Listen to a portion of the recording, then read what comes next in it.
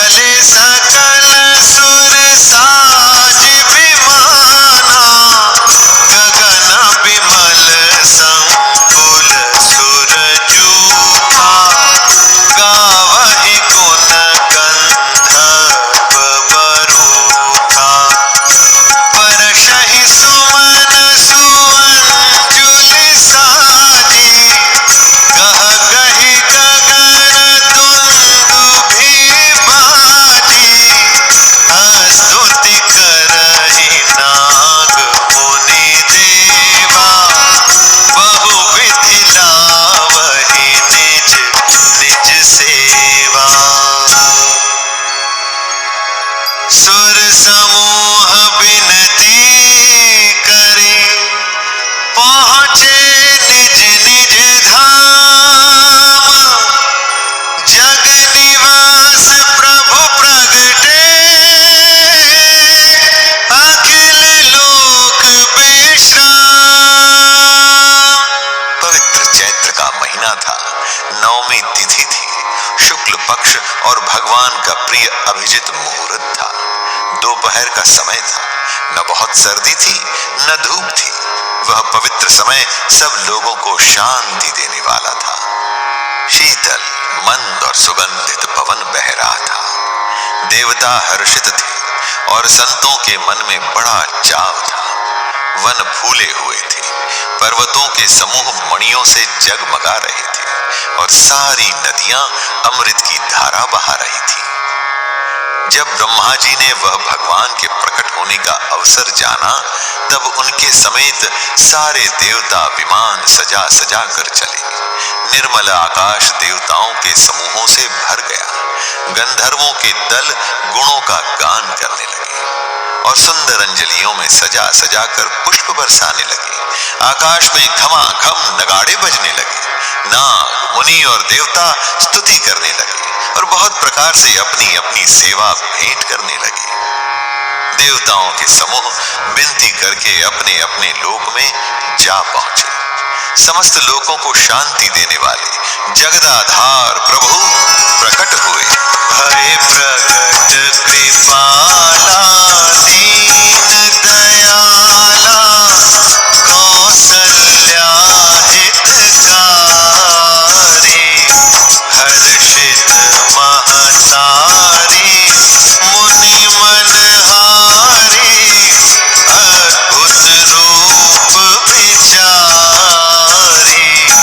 लोचन अभिरामा, तनु घन श्यामा, निज आयुध भुज चारी, भूषण वनमाला, नयन विशाला, शोभा सिंधु खरारी, कहतुई कर जोरी, स्तुति तोरी, एहि विधि करो अनंता, माया गुण ज्ञानातीत अमाना, वेद पुराण भजनता, करुणा सुख सागर, सब गुण आगर, जेहि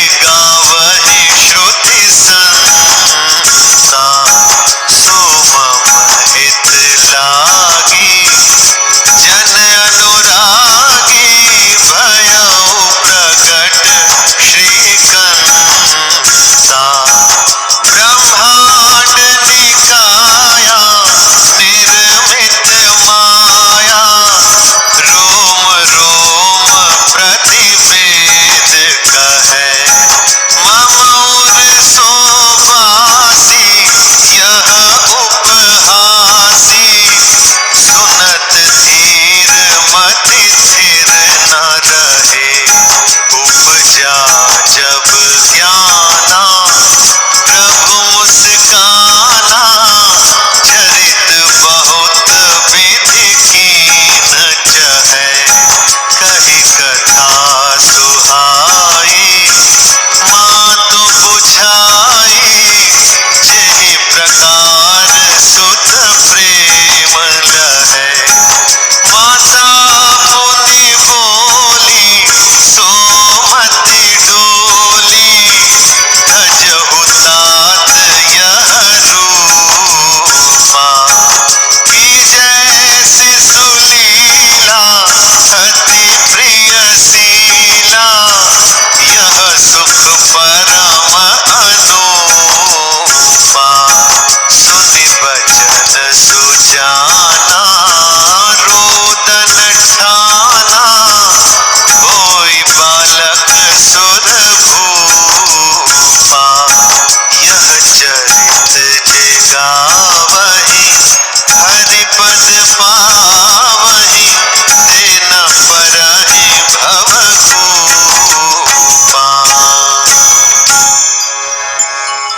विप्रधेनु सुर संत हित, लीन मनुज अवतार। निज इच्छा निर्मित तनु, माया गुण गोपार। दीनों पर दया करने वाले कौशल्या जी के हितकारी कृपालु प्रभु प्रकट हुए। मुनियों के मन को हरने वाले उनके अद्भुत रूप का विचार करके माता हर्ष से भर गई। नेत्रों को आनंद देने वाला मेघ के समान श्याम शरीर था।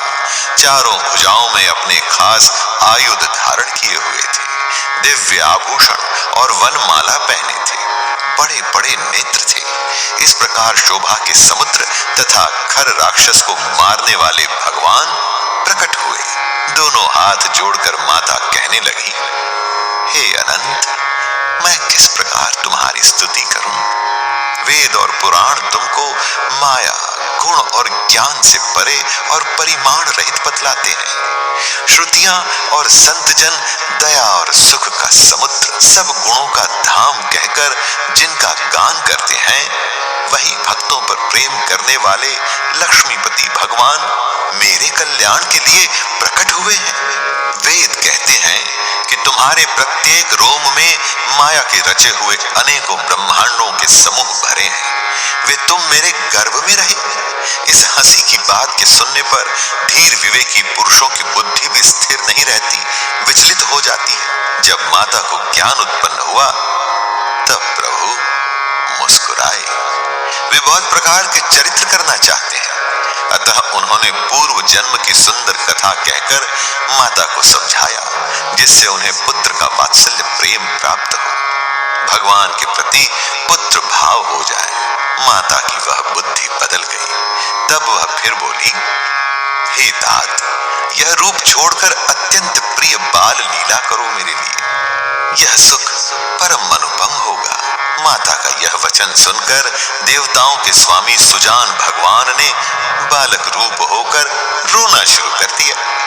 तुलसीदास जी कहते हैं, जो इस चरित्र का गान करते हैं वे श्री हरि का पद पाते हैं और फिर संसार रूपी कूप में नहीं गिरते। ब्राह्मण, गो, देवता और संतों के लिए भगवान ने मनुष्य का अवतार लिया।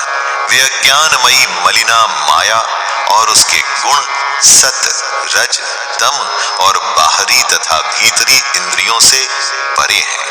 उनका दिव्य शरीर अपनी इच्छा से ही बना है, किसी कर्म बंधन से परवश होकर त्रिगुणात्मक भौतिक पदार्थों के द्वारा नहीं। सुनि शिशुरुदन परम प्रिय बानी, संभ्रम चली आई सब रानी। हर्षित जहाँ तहाँ धाई दासी, आनंद मगन सकल पुरवासी।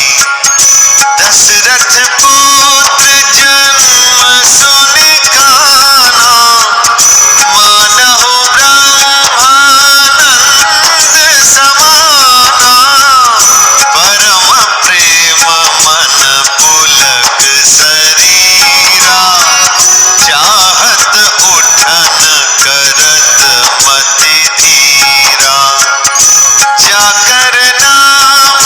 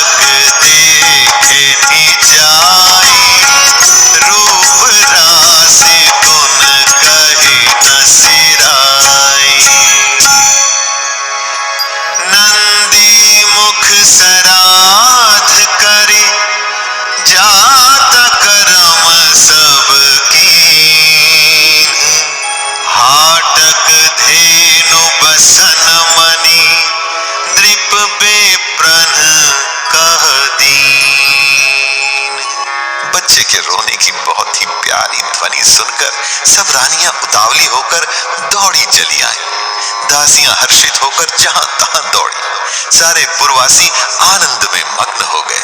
राजा दशरथ जी पुत्र का जन्म कानों से सुनकर मानो ब्रह्मानंद में समा गए। मन में अतिशय प्रेम है, शरीर पुलकित हो गया।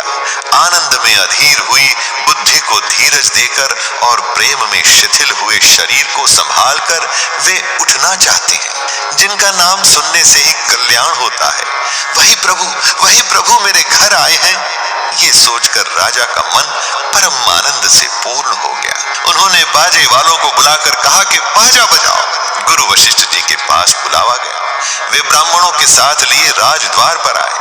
उन्होंने जाकर अनुपम बालक को देखा, जो रूप की राशि है और जिसके गुण कहने से समाप्त नहीं होते। फिर राजा ने नांदी मुख श्राद्ध करके सब जात कर्म संस्कार आदि किए और ब्राह्मणों को सोना, गौ, वस्त्र और मणियों का दान दिया।